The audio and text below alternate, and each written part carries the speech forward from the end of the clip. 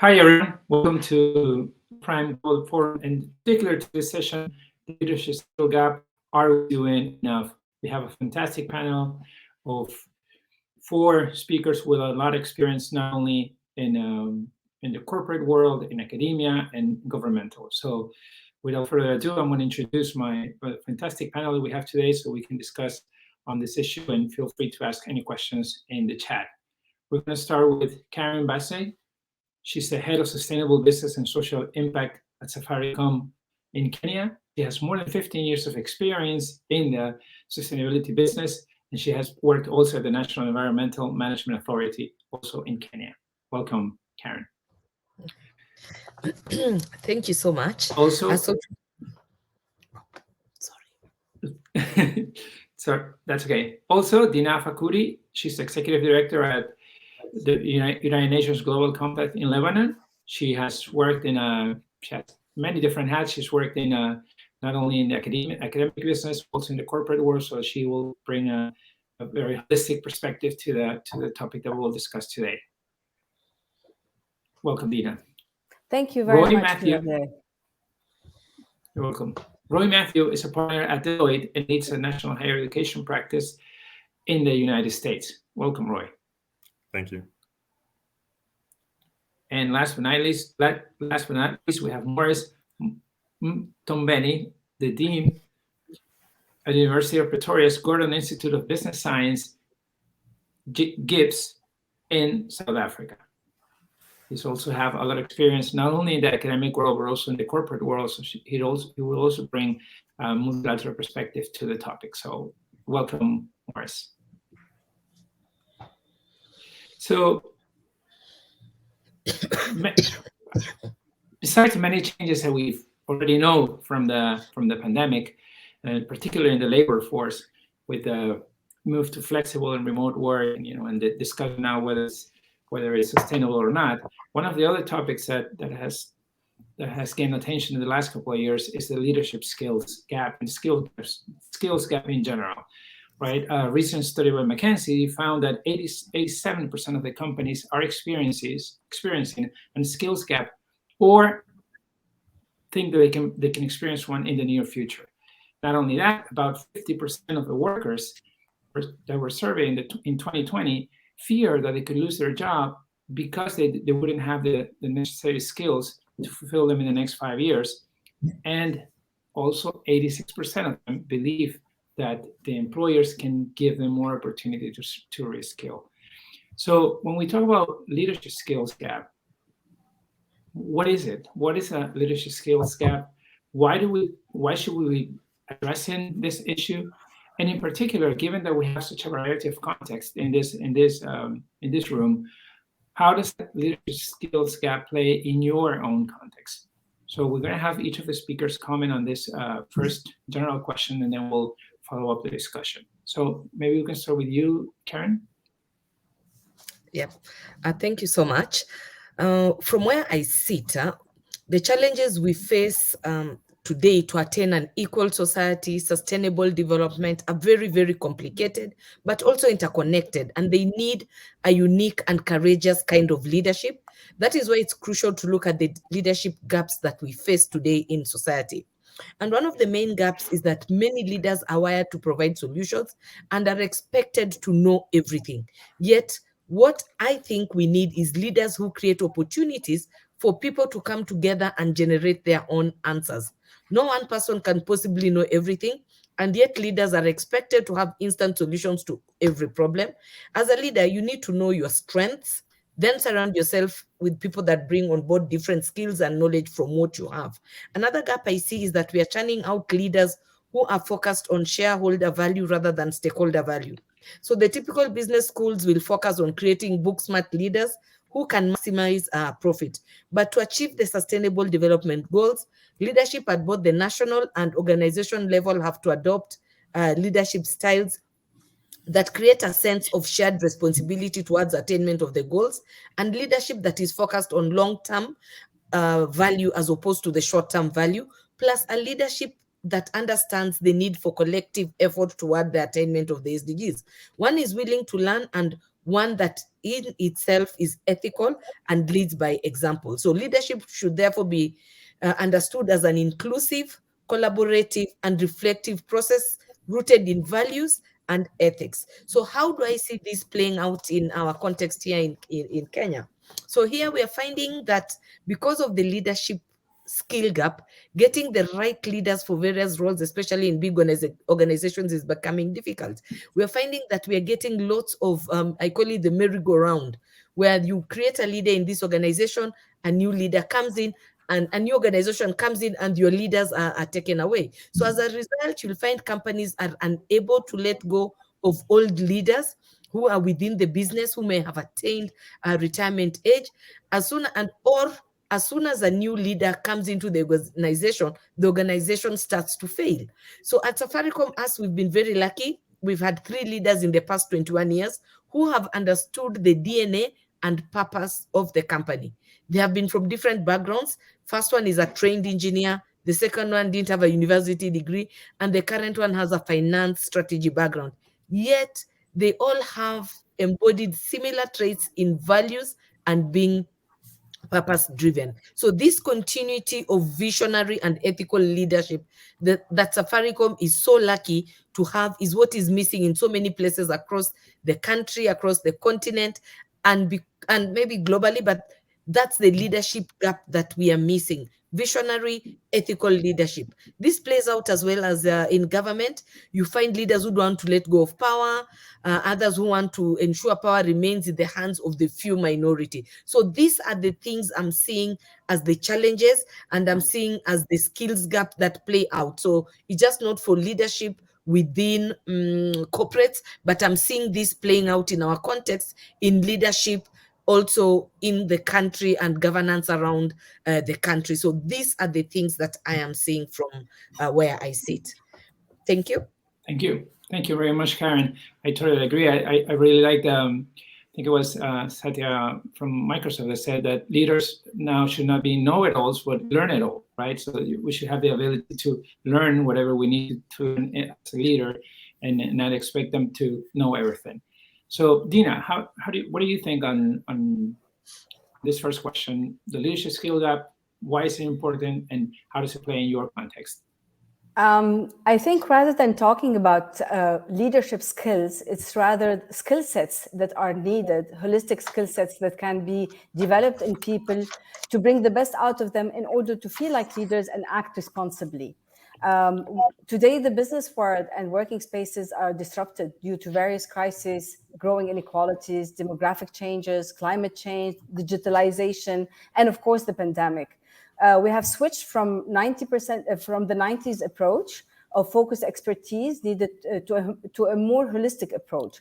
And even technical skills needed have changed drastically as some jobs are disappearing, others are emerging. Even the type of soft skills that were needed is different today. So yes, cross-cutting skill sets is a must.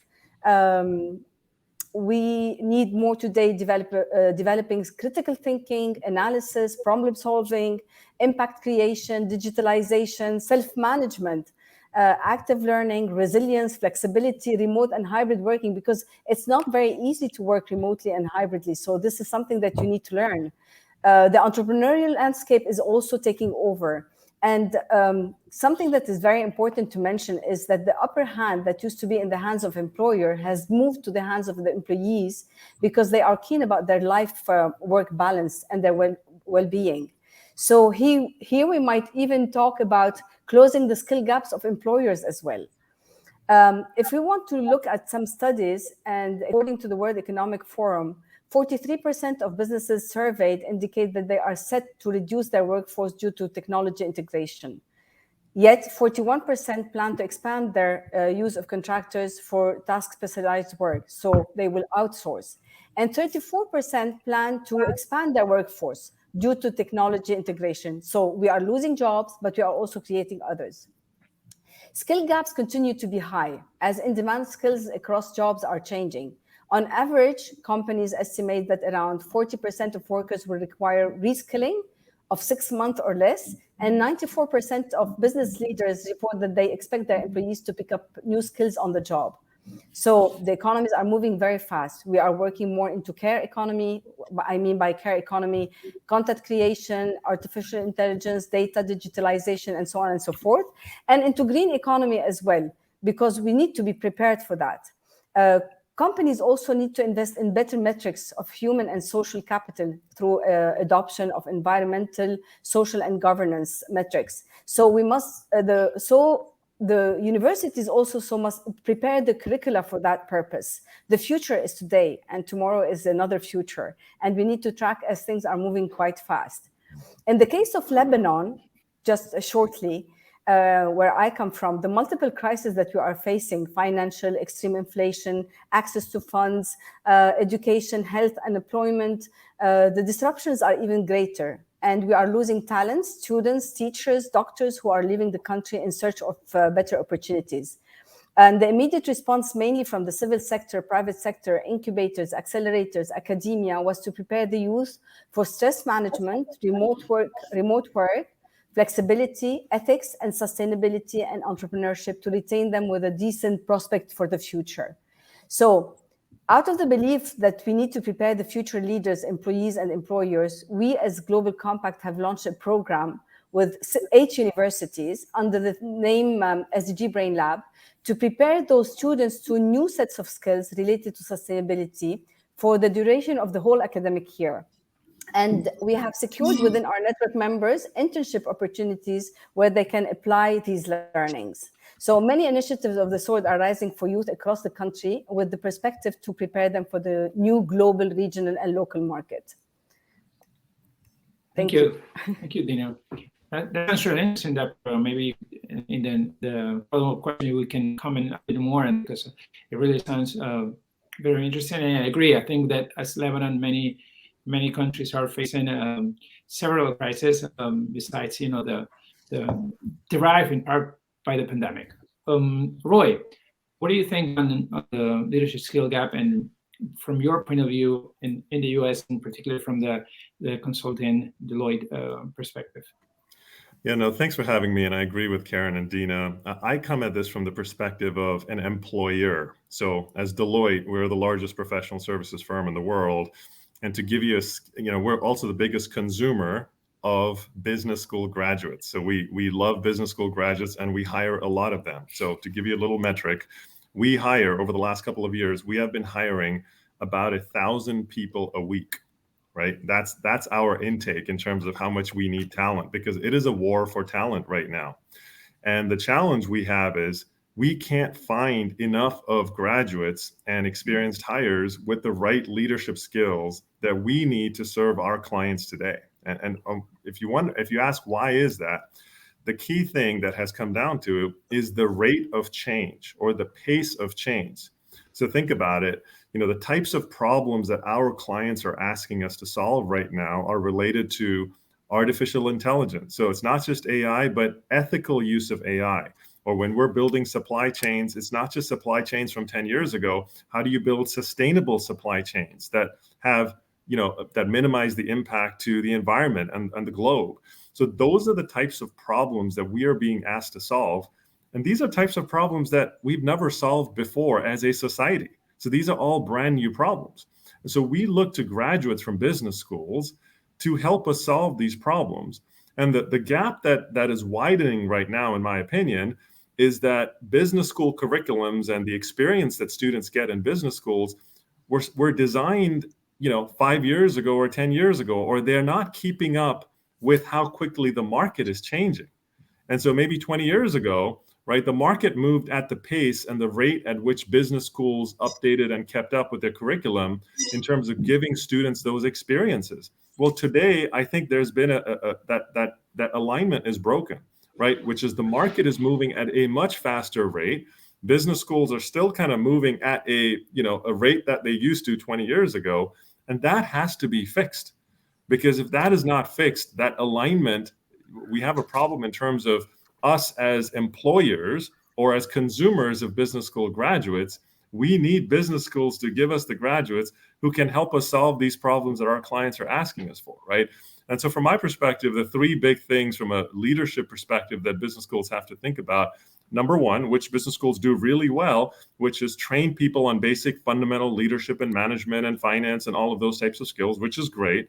Number two, the ability to solve these types of problems that have never been solved before, that we as society has never faced. And we need graduates to be able to help solve those problems. So the training and the experiences in the classroom need to match that. And number three is the ability to relearn or upskill or reskill, because what you learn today is not what you're going to be doing for the next 20 years or 30 years. You're going to be changing careers every 2 to 3 to 5 years. And so the ability to retrain yourself is a very important thing that we look for, that I do hope to see more of in business school curriculums. Great, thank you, Roy. As a dean of a business school, I would say point taken. I totally agree, and I see that Morris is also ready to dig in here a bit. So, Morris, what do you think on leadership skill gap from the point of view of the business school, but also, you know, from your experience in the corporate world? Thank you, Javier. So it's really interesting to have listened to everybody speak, and I couldn't agree more with what everybody had to share. So I'm going to lean on a few comments. Firstly, somebody outside of this chat, Danita, when she gave her keynote at midday Eastern time, started off by saying, we are responsible as business schools. So maybe in response to you, Roy, we are responsible for the good and for the bad. And we do need to be responsive to the requests that the market is talking about. If you ask me, Javier, about what the leadership challenge is, first and foremost, listening to all the speakers that I'm sharing this panel with, and when we're talking about a leadership skill gap, that we are all seems like talking about a misalignment with what leaders are doing, what leaders are capable of, and what is required to be successful in business today and in solving the problems of today and tomorrow. It seems like many of us in business schools, many of us in business are still busy solving the fundamental problems of yesterday. So it seems to me that the leadership skill gap is making sure that organizations are investing in leaders that not only solve today's problems, but are also solving tomorrow's problems and next week's problems. And as Christensen said, if you are going to be solving today's problems alone or yesterday's problems, you will be earning yesterday's profits, which means it's a percentage, 0.1 of or 0.5 of or marginal contribution. But if you want to make real growth and real impact, you need to be solving tomorrow's problems. And I think the main problem that we are faced with in our context, particularly in the African context, is an ethical leadership problem. And forgive me, Javier, as an academic, I'm going to share a definition of what I believe ethical leadership is. It's a demonstration of normatively appropriate conduct through personal actions and interpersonal relationships. So it's appropriate conduct through the relationship that you have in one-on-one as well as interpersonally one-to-many, and the promotion of such conduct to followers, historically through communication, reinforcement, and decision-making. So in other words, not only are we morally appropriate, not only are we honest, not only are we trustworthy, but we must be living honestly. We must be living in a trustworthy manner, and we're not doing that. And the challenge is we must be mindful that the gap is many leaders in business and society are failing in the space of self-leadership. They're failing in the space of leading others, and they're failing in the space of leading organizations, which is why we're talking about part of the skills we require is managing conflicts and managing contradictions, because these are things that are a consequence of failed leadership. But more importantly, those of us that are experiencing the consequences of climate change leaders are failing in managing society in such a way to not only to be net zero, but to be net positive. And so I think there are many failures. And Dina spoke about skills, and she mentioned a whole range of skills. And at a macro level, I believe the skills we need is leading in a humane way, leveraging the technologies, and in a way that contributes to a better environment. That's a complex intersection of spaces that we need to teach leadership in and that we're struggling in. And I think at business schools, we're not doing enough. So I couldn't agree more with you, Roy, around we're good at managing and leading in the physical spaces. We are not good at leading and managing in the digital spaces. And I think that's where we need to go. And then the future is asking us to lead and manage in the cyber physical, in the metaverse. And so there's huge challenges for us to kind of think about how we reimagine ourselves in that space. Thank you, Javier. Thank you, Morris. Thank you. Thank you all for this first round. So we have several very good good comments here, kind of a dark horizon for the leadership skill in from the gap point of view. Well, I think I'm just going to point out a couple of these. We've mentioned a lot the different set of skills that leaders are lacking, right? Special emphasis in soft skills, right? A special emphasis in being inclusive, collaborative, in having a continuity of vision, right? Karen mentioned at the beginning, right? It's like you could have different leaders, even with different set of skills, thinking as profession or you know what they studied, but if they share the same vision, they could continue the work in an organization, right? So I particularly liked the fact that Roy has mentioned this mismatch between the rate of change that that businesses and business schools have, and that we need to work on that alignment, and that perhaps we've always had some kind of a lag, but maybe now it's even wider than before, right? And Morris has reminded us of the importance of ethical leadership, in particular in contexts such as his or mine or many of our emerging markets, and even in some developed countries as well, right? The fact that we need to have more ethical leaders in organizations, in politics, and everywhere around. So for this second round, I'll want to flip the order and want to start with Morris and say, well, okay, so if that's the case, what can we do from the business school perspective? How can business schools contribute to address the leadership skill gap? And let's try to be very concrete and provide with, I don't know, one or two examples of what exactly are you doing or the other someone's doing and that you think that could work, and for the people that are watching this panel. So Morris. So I'm going to try and be brief. So firstly, I'd say there's 5 C's. The first one is we are teaching our students to come out having voice and ability to have the strong sense of challenge. And because we say it's important that you need to be able to challenge the current thinking that is causing the difficulties in which we find ourselves. That's this whole notion of managing conflict and contradictions. The second one is this idea of it's important to be connected and to be driving connections. And this is talking about awareness of self and awareness of others. So in other words, we are all there to generate profits, but we only do so by generating great relationships in the organizations, relationships with our suppliers, and relationships with our customers and society at large.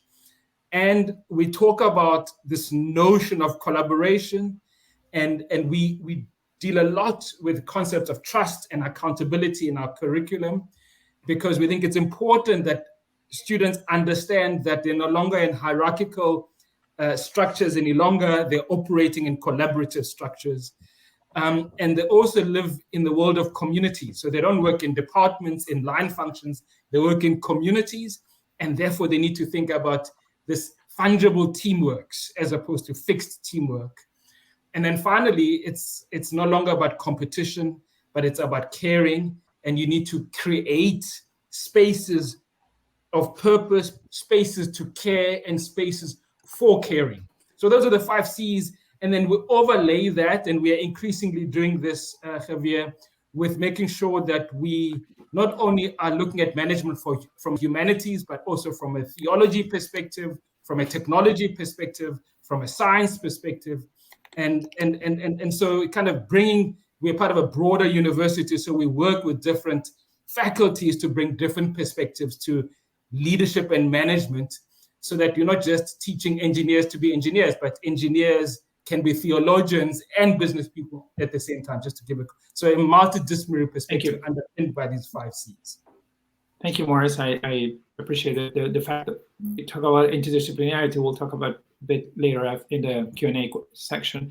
Roy, what do those 1,000 employees that you hire have different than other schools that maybe you didn't hire, right? So what examples would you mention that business schools are doing to address this leadership skill gap? Yeah, I mean, my perspective, once again, the perspective as an employer, I would like to see the following thing happen a lot more. I would like to see business schools talk to employers a lot more, and vice versa. I would like to see employers talk to business schools a lot more. Because right now we have a system where business schools are trained. It's a supply and demand equation, right? The business schools are producing the supply of graduates, and we as employers have the demand. We have to match those two. And unless we talk to each other, we're not going to be able to match and get aligned. So it is actually surprising to me, as someone who works with business schools and companies all over the world, and I've been a guest lecturer at so many business schools, right? It is surprising how many business schools don't have a pulse on what the market is asking for from their students, and they're producing these wonderful graduates with wonderful skills, but then you wonder why they have trouble getting employment or getting connected to solving some of these problems. So for me, it really comes down to one fundamental thing, which is if business schools and employers can talk to each other more. For example, we are working in partnership with many universities in the US and globally on, this is the type of skill we need around sustainability or climate change or blockchain or data analytics or finance or mergers and acquisitions. We are telling business schools, this is what we need. And if you can give us graduates with the following ABC skills, we will hire them, right? Sometimes you have Deloitte people going in as guest lecturers. You have students who are interning with Deloitte or externing with Deloitte. There's so much, we're all connected.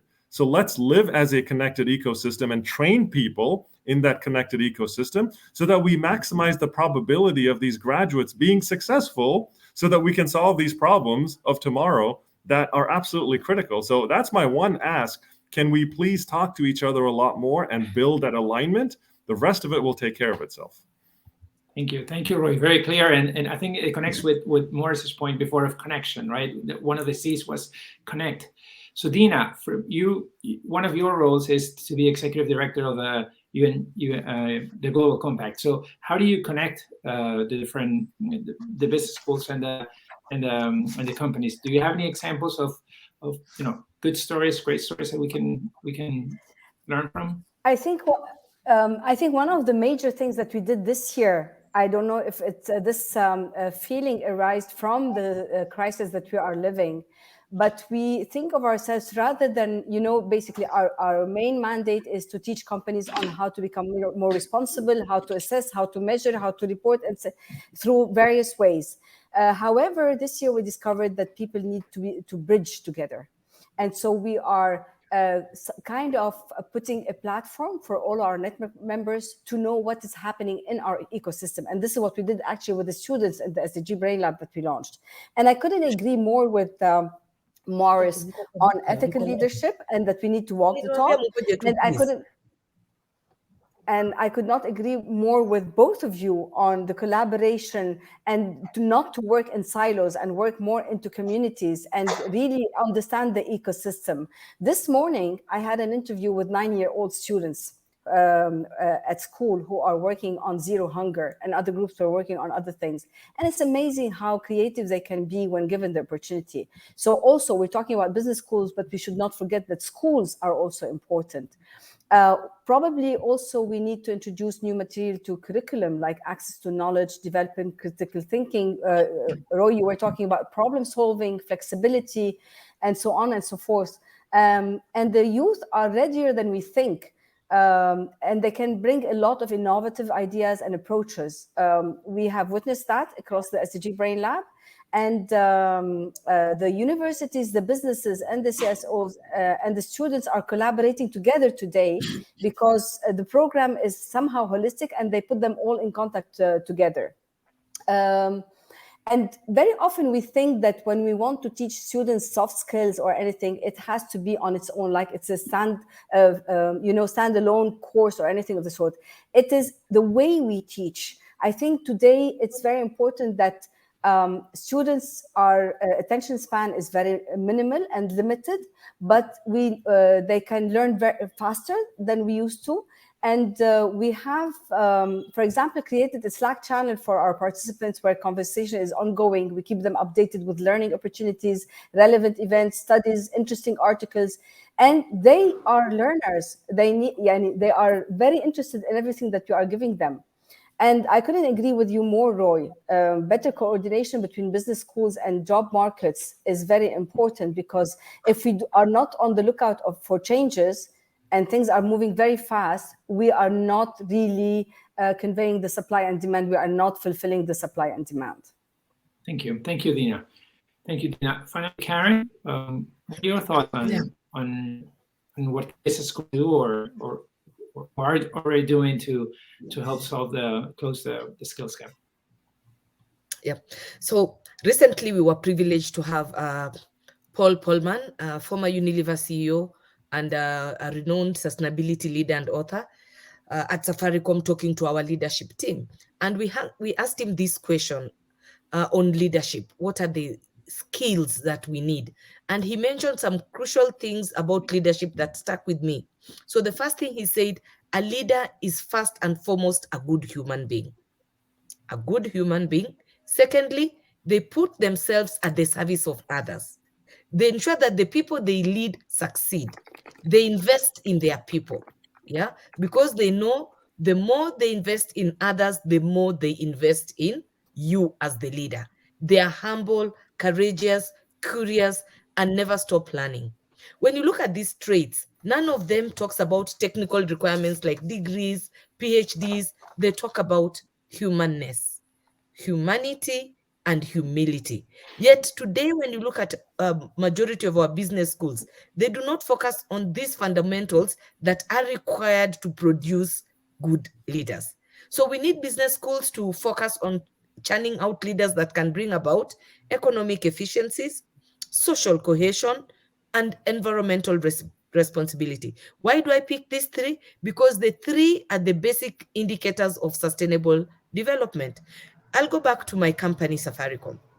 When I look at our first CEO, Michael Joseph, he was a trained engineer, yet he led the company. His focus was on how to transform the lives of the society in which we are serving by using our products and services. He was not taught this in any university. He was not taught this in any business school, but deep down, he knew the right thing to do. When I look at the second CEO, the late Bob Colimo, he never went to any business school. He didn't have any degree, any university. Yet he led us in integrating the sustainable development goals into our operations during his tenure at Safaricom. And at his tenure, this is when our company grew to the biggest company in the region. When I reflect and see now our current CEO, Peter Ndegwa, as I said, he's a finance expert, yet he's leading us into the journey of becoming a purpose-led technology company that uses digital products and services to improve the lives of people. Again, something not taught in business school. Yet these, to me, are the most important leadership skills that need to be taught in business schools today. If we can't teach you how to bring economic efficiency, social cohesion, environmental responsibility, stakeholder as opposed to shareholder value creating value, shared value models, then I don't know what else we can be teaching. So for me, I look at this as the important skills that need to be taught in schools. And if I just look at Safaricom employees, we have over 6,000 people who we've employed directly. And if you read our sustainable business report, you will see that we sustain close to 200,000 direct and indirect jobs. And if I look at the wider ecosystem, we have over 1 million jobs. All this is because of the leadership skills that exist in the business. So when I look at the African continent, I see we need more Safaricoms, if I may say that. But what we need more is visionary, ethical leaders that we have been fortunate to have in the last 2 decades. So my question is, are leaders born or created? Can we create more leaders? Yeah. And wow, then we need another panel for that. And what is the cost of inaction? If business schools, corporates today, and society, we don't come together, as the panelists have said, then what is the cost of our inaction? That's my food for thought for you. Okay, thank you, Karen. So I just want to ask a couple of follow-up questions. We have a few minutes left. One of the things that some of you mentioned is interdisciplinarity and the role that, many of the problems that companies are facing, and Roy and Karen mentioned, for example, are not exclusive for the business schools, right? The business schools have historically been sort of a story or a hub between academia or more traditional academia and the business sector. Why couldn't it be also a hub among different disciplines, right? So when I think Morris mentioned some examples. How are they doing it in your school, right? To connect different schools, computer science or engineering, to solve many of the problems that are required by the companies. And in that sense, that might be a way to promote faster adaptation to what Roy was mentioning before, this lack of communication between the two. I just want to ask a follow-up question regarding the roles of degree programs vis-a-vis executive education or shorter programs. In many cases, the skills that they get in a degree program, an official MBA, or in a undergraduate program, maybe the ones that are required now, but of course in 3 or 4 years, that degree is basically, let's say, expire, right? It has an expiration date. So do you think there's a role and we should be caring a lot more about our executive education programs and work with companies to have a more attractive offer of executive education, to make sure, because many of them are not going to go back to do another degree, of course, and it makes sense, but maybe a short course in a program that can help him or her with that. Anyone that want to comment on that?